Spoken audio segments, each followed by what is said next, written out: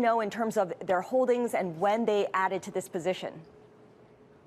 Yeah, so you can see that they've more than tripled their position right in the weeks and months up to the sell-off.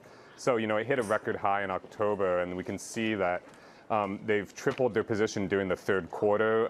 They disclosed a position at the end of September that was worth around $520 million.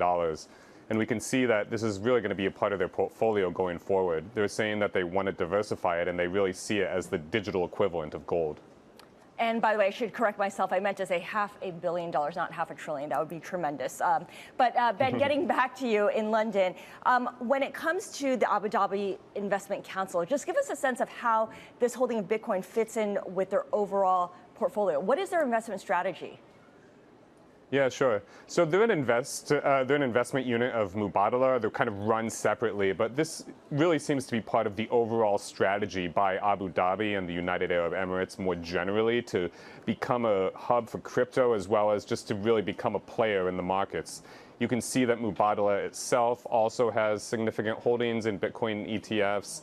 They've set up new funds such as MGX that have done deals with crypto exchanges like Binance. And you can really see that, they see this as an important long-term diversification play. And how significant would you say Abu Dhabi Investment Council's move into the crypto sector is, not just for this entity, but for the region at large? Yeah, well, look, it really gives it growing legitimacy. There's been a lot of questions about, institutional interest in it. Is it here to stay, or is it just a fleeting thing? We do see a lot of sell-offs in the Bitcoin ETFs recently as investor sentiment has turned.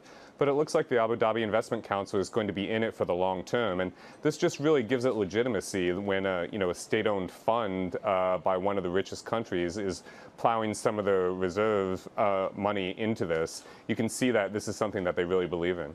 Right. I think most people have heard of Mubadala, which you mentioned is the sovereign wealth fund. What exactly is the relationship between the Abu Dhabi Investment Council and Mubadala? I know that you said it's a unit of it, but how did that develop over time?